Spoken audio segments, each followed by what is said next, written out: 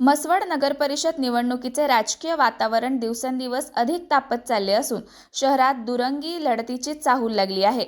दोन्ही बाजूंच्या राजकीय पातळ्यांवर चुरस स्पष्ट जाणवत असताना सुरुवातीपासूनच चर्चेत राहिलेला शेखर गोरे गट या निवडणुकीत ज्यांना पाठिंबा देणार त्यांचा विजय निश्चित असणार अशी चर्चा म्हसवडमध्ये असल्याने शेखर गोरेंच्या भूमिकेवर सर्वांचे लक्ष लागले आहे.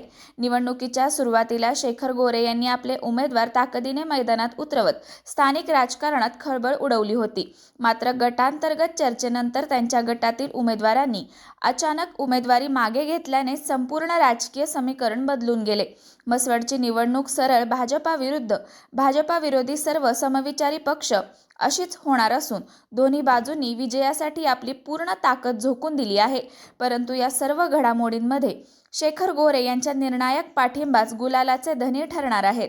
माणखटावमध्ये शेखर गोरे यांच्या प्रभावी आणि निर्णायक मतांचा प्रभाव आजवर अनेक वेळा दिसून आला आहे. मागील निवडणुकीत ज्यांनी एकहाती सत्ता परिवर्तन घडवून दाखवले होते आणि त्यामुळेच त्यांच्या गटाची ताकद पुन्हा अधोरेखित झाली होती. त्यांच्या मागे उभी असलेली युवा शक्ती सध्या संघटितपणे काम करत असून त्यांच्याकडे सुमारे 40,000 निर्णायक मतांचा आकडा आहे. नुकत्याच झालेल्या विधानसभा निवडणुकीतही त्यांच्या गटाच्या निर्णायक कलामुळे भाजपला मोठ्या मताधिक्याने विजय मिळवला होता. म्हसवडमध्येही शेखर गोरे यांनी शांतपणे पण व्यवस्थित आखणीसह आपली यंत्रणा सज्ज ठेवली असल्यामुळे त्यांच्या पाठिंब्याचा फायदा कोणाला मिळणार या प्रश्नाचा सस्पेन्स दिवसेंदिवस वाढत चालला आहे.